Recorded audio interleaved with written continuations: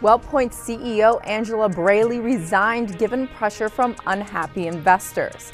The G7 countries called for oil output to be increased as Hurricane Isaac and Iran tensions pushed up prices. I'm Lindsey Bell, and the morning call starts right now.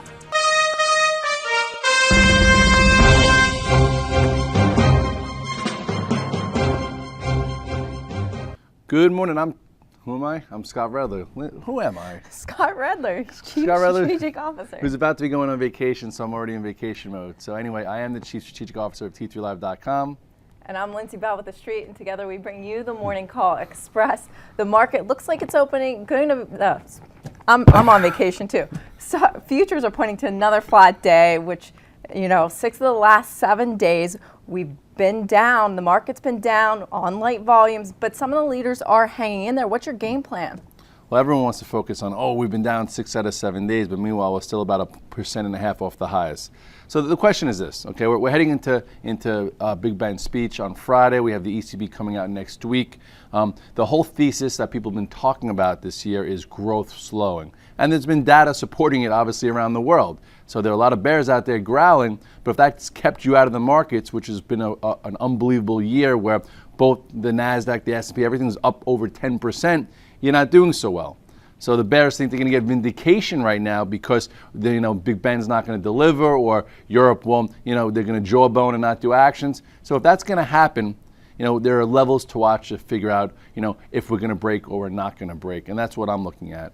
Exactly. I don't think you need to be full-fledged risk on here right now. So why don't we take a look at the chart zone, look at the levels that you're watching. Well, if you take a look at the S&P, you'll see that since the June 4th lows, we've had a very methodical move, right? Higher lows the entire way, all the way up to finally, a bit of an outside day last week. But where are we right now? We're still right around the 8-day, above the 21-day. This is my plan right here. As long as we stay above 1398, short-term composure is still intact. We can even come down and test the 50-day around 1370 and still be okay and be somewhat in the same trend we've been in since those lows. For me to turn really bearish that we're going to see lower prices, a lot of guys are talking 10, 15% corrections. We're going to have to break this level or break this level. So until then, stick with stocks. There's a lot of great leaders out there, a lot of strong sectors, and don't be such a naysayer.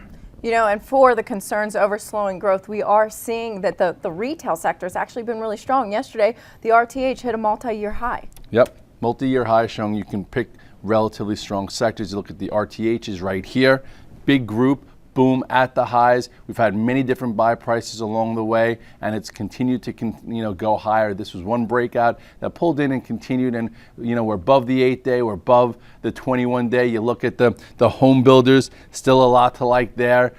Almost at highs, above the 8-day, above the 21-day. You look at the Qs, technology, right around the old highs, holding the 8-day, and typically strong stocks hold their 8-day and 21-day, not indices. So at this point, bulls might be a little spoiled, but there's still a lot to like, and you can make more money being long versus short this market. Yeah, exactly. You got to be a stock picker here. The consumer staple space also, it had a pullback last week, but it's still pretty strong. And if you're concerned about the market for sure and slowing growth, this is a group you might want to consider getting involved in.